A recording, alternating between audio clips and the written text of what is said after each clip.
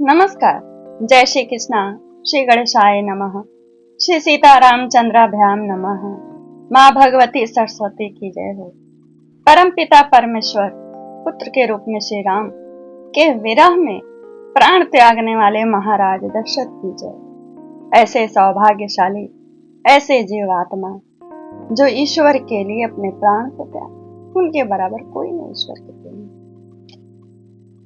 उनके प्राण त्यागने के पश्चात पिछले सर्ग में आपने सुना, वशिष्ठ जी ने 5 दूतों को भरत को लाने के लिए कैकेयी नरेश के नगर में भेजा।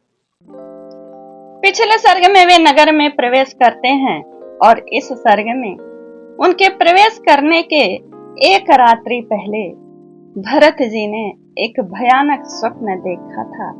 उसी स्वप्न का इस सर्ग में वर्णन है।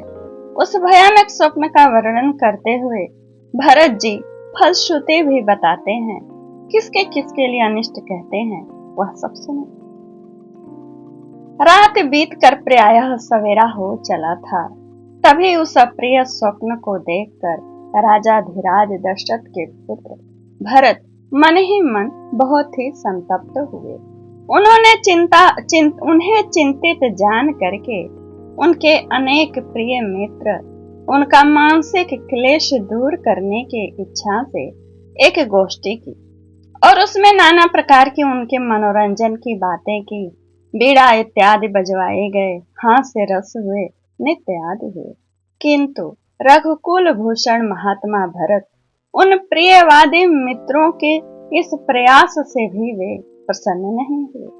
तब सुहृदों से घिरकर बैठे हुए एक प्रिय मित्र ने मित्रों के बीच में विराजमान भरत से पूछा, सखे तुम आज प्रसन्न क्यों नहीं होते? इस प्रकार पूछते हुए सुहृद को भरत ने इस प्रकार उत्तर दिया, मित्र, जिस कारण से मेरे मन में यह दैन्य आया है वह बताता हूँ, सुनो।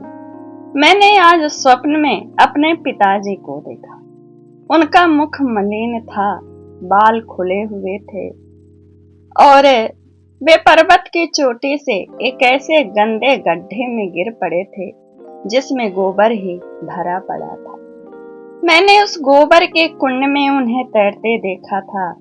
वे अंजलि में तेल लेकर पी रहे थे और बारंबार हंसते हुए प्रतीत होते थे। फिर उन्होंने तिल और भात खाया।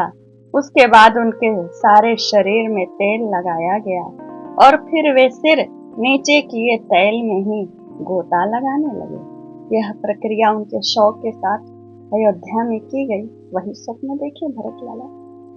स्वप्न में ही मैंने यह भी देखा कि समुद्र सूख गया है, चंद्रमा पृथ्वी पर गिर पड़े हैं, सारी पृथ्वी उपद्रव से ग्रस्त और अंधकार से आच्छादित हुई होती।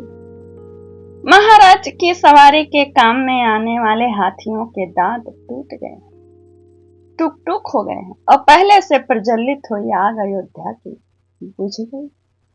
मैंने यह भी देखा कि पृथ्वी फट गई, नाना प्रकार के वृक्ष सूख गए हैं तथा पर्वत ढह गए हैं और उनसे धुआं निकल रहा है। काले लोहे की चौकी पर महाराज दशरथ बैठे हैं।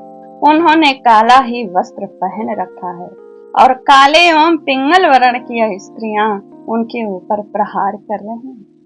धर्मात्मा राजा दशरथ लाल रंग के फूलों की माला पहने और लाल चंदन लगाए गधे से जुते हुए रथ पर बैठकर बड़ी तेजी के साथ दक्षिण दिशा की ओर गए हैं। लाल वस्त्र धारण करने वाली एक स्त्री जो विकराल मुख वाली राक्षसी प्रतीत होती थी, महाराज को हंसती सी खींचकर लिए जा रही। यह दृश्य भी मेरे देखने में आया।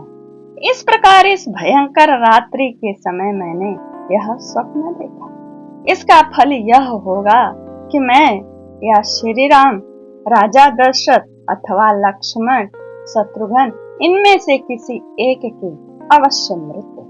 यह फल श्रुति भरत जी ने अपने भयानक स्वप्न के बारे में बताया और कहते हैं, जो मनुष्य स्वप्न में गधे जुते हुए रथ से यात्रा करता दिखाई देता है, उसकी चिता का धुआं शीघ्र ही देखने में आता है।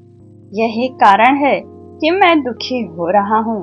आप लोगों की बातों का आदर नहीं करता हूँ, ऐसी बात नहीं है। मैं मन अंदर से भयभीत हूँ। मेरा गला सूखा जा रहा है, मन मेरा अस्वस्थ सा हो चला है। मैं भय का कोई कारण नहीं देखता, तो भी भय को मैं प्राप्त हो रहा हूँ। मेरा स्वर देखो बदल गया है, मेरी कांति फीकी पड़ गई है, और पता नहीं क्यों मुझे अपने आप से घृणा हो रही है। मुझे स्वयं से घृणा होने लगी है, परंतु इसका कारण क्या है यह मेरी समझ में नहीं आता।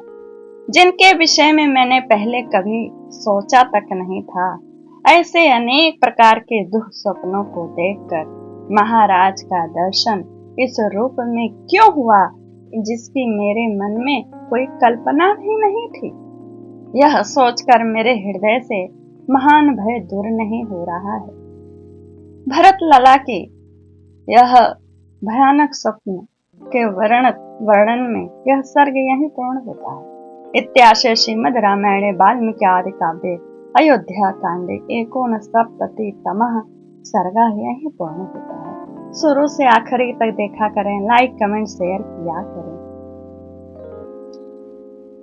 सप्तति